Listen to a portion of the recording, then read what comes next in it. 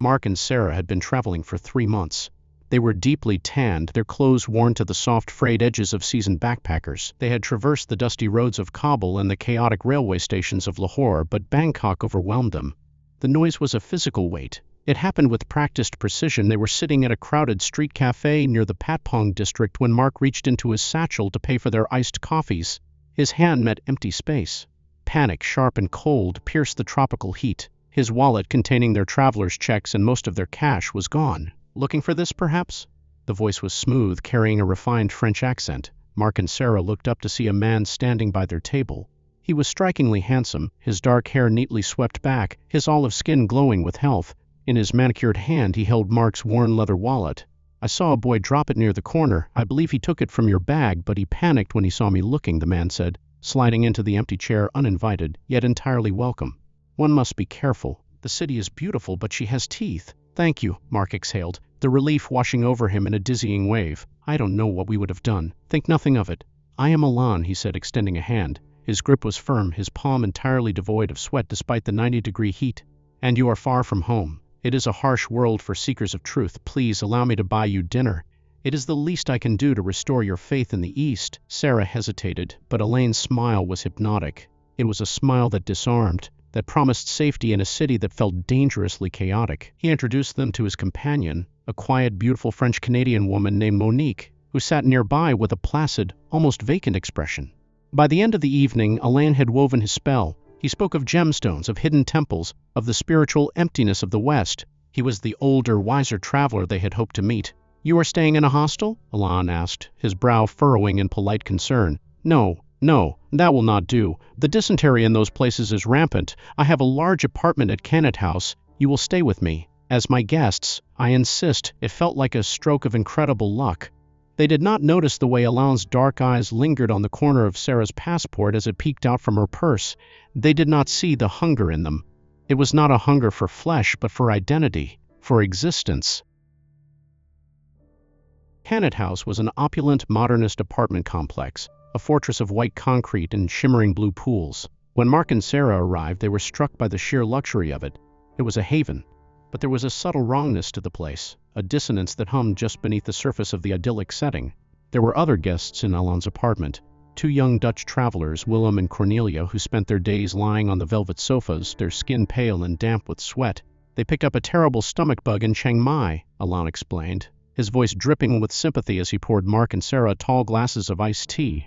"It is common, but I am taking care of them. I have the proper medicine." Sarah took a sip of the tea. It was sweet, heavy with condensed milk, but it carried a faint, bitter metallic aftertaste. "It's very good," she murmured, though a sudden chill raised the hairs on her arms. "Drink," Alain urged gently, his unblinking gaze fixed upon her. "You must stay hydrated in the tropics." The horror began not with a jump in the dark, but with a slow, creeping lethargy. By their 3rd day at Cannet House, Sarah could not get out of bed. Her limbs felt like they were filled with wet sand. A fire raged in her abdomen, sending violent tremors through her spine. She vomited until her throat bled, her skin taking on a waxy, jaundiced pallor. Mark was terrified, but he too was beginning to feel the heavy, sickening drag in his own veins. Alain was always there, the benevolent savior. He would enter their room quietly, the door clicking shut with a sound like a closing tomb. He brought them pills, large unmarked capsules. "Kaopectate and antibiotics," Alain murmured, lifting Sarah's heavy head to slip a capsule past her parched lips. "Swallow, my dear. You will feel better soon." Instead, the descent accelerated. The pills were a cocktail of heavy sedatives, laxatives, and emetics. Alain was meticulously, chemically dismantling them. He was breaking down their bodies to break their wills. Mark lay on the adjacent bed, his vision swimming in a hallucinatory haze. Through the fog of his poisoned mind, the room seemed to warp and breathe. The shadows in the corners stretched like long, spindly fingers. He tried to speak, to tell Alain they needed a real hospital, but his tongue was a swollen, useless lump. "Shh," Alain whispered, standing over Mark. The charm had vanished from the Frenchman's face, leaving behind a blank, terrifying void. In the dim light, Alain did not look human. He looked like a mannequin brought to life by some dark, predatory magic. Mark watched, paralyzed, as Alain calmly walked over to their backpacks. With methodical precision, Alain began to empty them. He didn't just take the traveler's checks, he took the letters from Sarah's mother, he took Mark's journal, and finally he took their passports. Alain opened Mark's passport, holding it up to the light. He looked at the photograph, then looked at Mark. "You see, Mark," Alain said softly, his voice devoid of any emotion. "You are nobody. You are a ghost, wandering a world that does not care about you. But your face has value, your citizenship has value. I will put it to much better use than you ever could." Mark tried to scream, but only a wet, pathetic gargle escaped his lips. Alain smiled, a cold, razor-thin stretching of his lips. "Rest now. The worst is almost over." The true horror of Charles Sobhraj was his psychological mastery. He did not just kill, he consumed. In his study at Khanit House, surrounded by the stolen wealth of a dozen dead backpackers, Alain sat at his desk. A single desk lamp illuminated the macabre surgical theater before him. He held Sarah's passport. Beside it lay a scalpel, a bottle of acetone, and an array of fine adhesives. With the steady, bloodless hands of a mortician, Alain applied the acetone to the laminate covering Sarah's photograph. The glue softened. He slipped the scalpel beneath the edge, peeling Sarah's smiling face away from the document. He tossed her photo into an ashtray and struck a match. The photo blackened, curled, and disintegrated into ash. Sarah was gone. Officially, legally, she no longer existed. In her place, Alain carefully pasted a photograph of Monique. He sealed it, pressing the laminate down until it was flawless. He had done this dozens of times. He was a collector of lives. Each passport was a key to a new border, a new country, a new hunting ground. He slipped through international customs like a shadow, wearing the identities of the very people rotting in the jungles behind him. Back in the bedroom, the nightmare was reaching its climax. Sarah's breathing was a shallow, wet rattle. Mark, fueled by a primal surge of adrenaline that managed to pierce the chemical fog, rolled off his bed. He hit the hardwood floor with a heavy thud. He had to get them out. He dragged himself across the floor, his fingernails scraping against the polished wood. The distance to the door seemed like miles. He could hear the sounds of Bangkok outside the window, the roar of tuk-tuks, the laughter of tourists. Life was happening just a few feet away, entirely oblivious to the torture chamber hidden behind the luxurious walls. Mark reached the doorframe.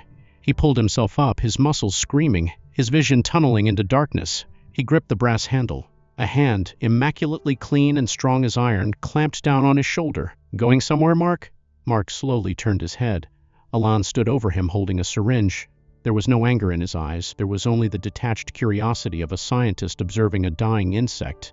"I gave you hospitality," Alain sighed, a mockingly tragic tone in his voice. "And this is how you repay me, by making a mess." Alain plunged the needle into the side of Mark's neck. The plunger went down. Ice flowed into Mark's veins, racing toward his heart. The last thing Mark saw before the darkness took him completely was Alain turning toward the bed, gathering Sarah's limp, fever-burned body into his arms. The jungle outside Pattaya was dense, suffocating, and black. The air was thick with the hum of cicadas, a deafening mechanical roar that sounded like the grinding of teeth. Alain's van bumped along the dirt road, headlights cutting a narrow swath through the impenetrable flora.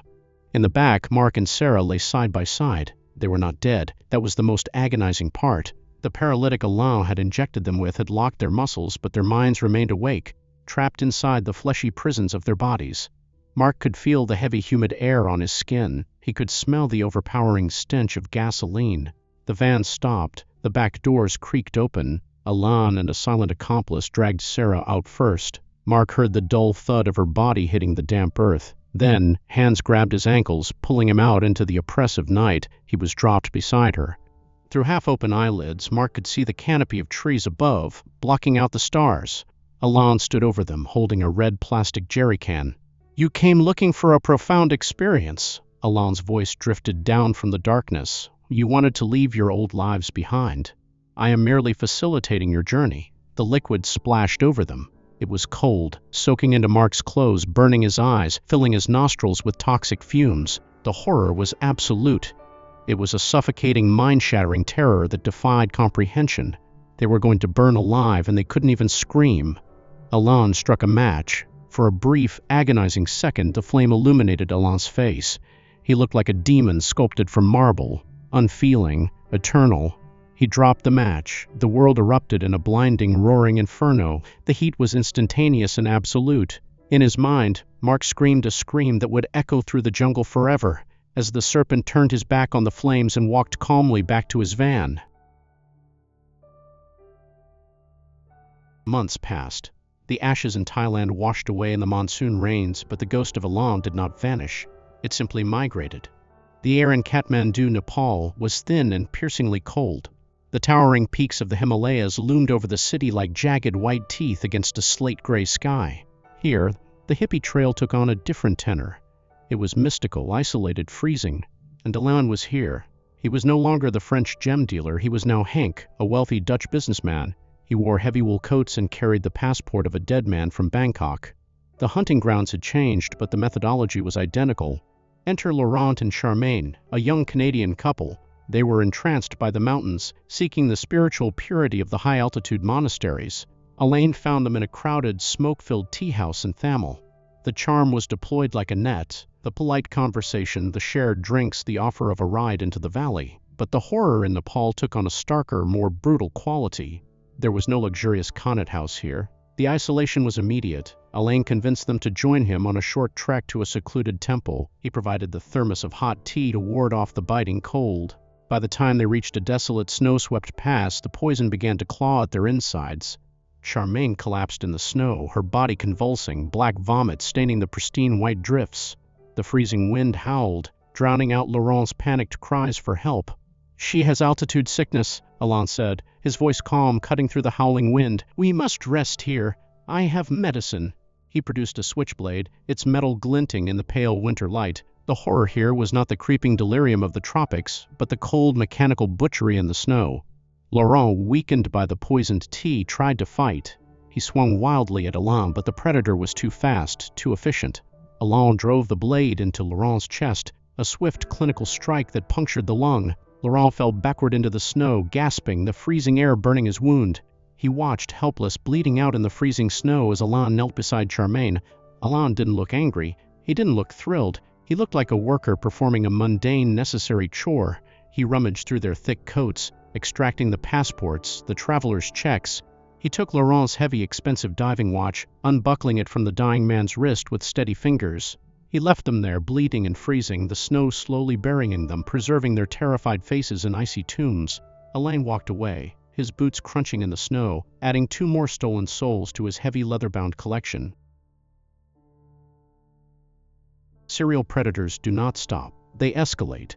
And in their escalation, they find their ruin. It was the summer of 1976, New Delhi, India.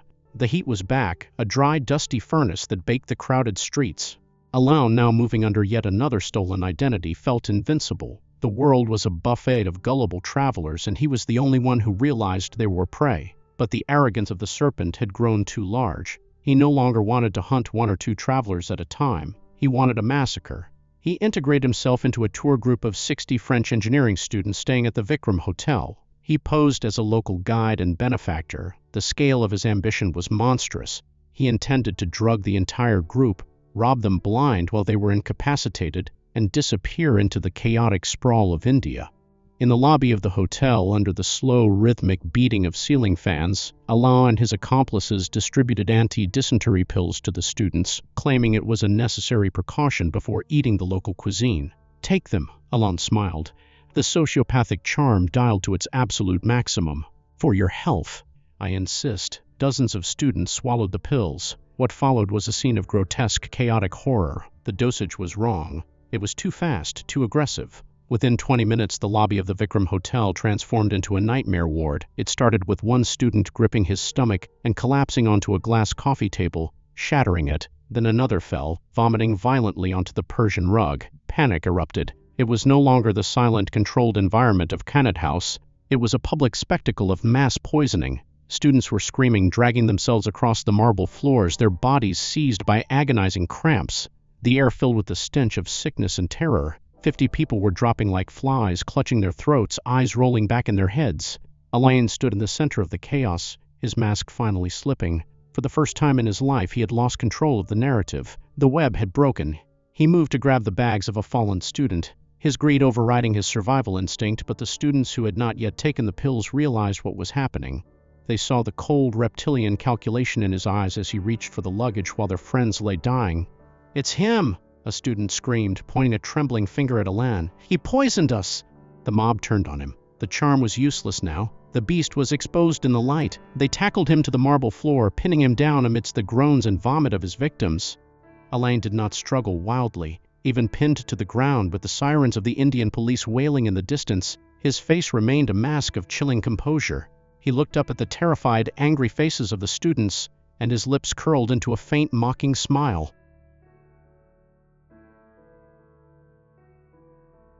The arrest of Charles Sobhraj made international headlines. The trail of burned, poisoned, and drowned bodies stretching across Thailand, Nepal, and India was finally uncovered. The scope of his depravity shocked the world. He was branded the Bikini killer, the Serpent. He was locked away in Tihar jail, India's maximum security prison. But a cage does not change the nature of a snake. Within years, he'd corrupted the guards, bribed the officials, and lived like a king within the concrete walls. He gave interviews to journalists, demanding large sums of money, weaving a mythos around himself. He sat in his cell, sipping imported tea, an elegant, terrifying aristocrat of death. Those who interviewed him spoke of a profound, unsettling coldness. To sit across from him was to sit across from a void. He felt no remorse. He viewed his victims not as human beings but as raw materials, passports, cash, stepping stones. The horror of Charles Sobhraj is not just in the bodies he burned or the lives he extinguished, it is in the chilling realization that the monsters do not always hide in the dark. Sometimes they sit in the bright sunlight of a foreign city. They have charming smiles and fascinating stories. They offer to buy you a drink, to help you find your way, to take care of you when you are sick. And as you look into their dark, unblinking eyes, you do not realize you are already dead.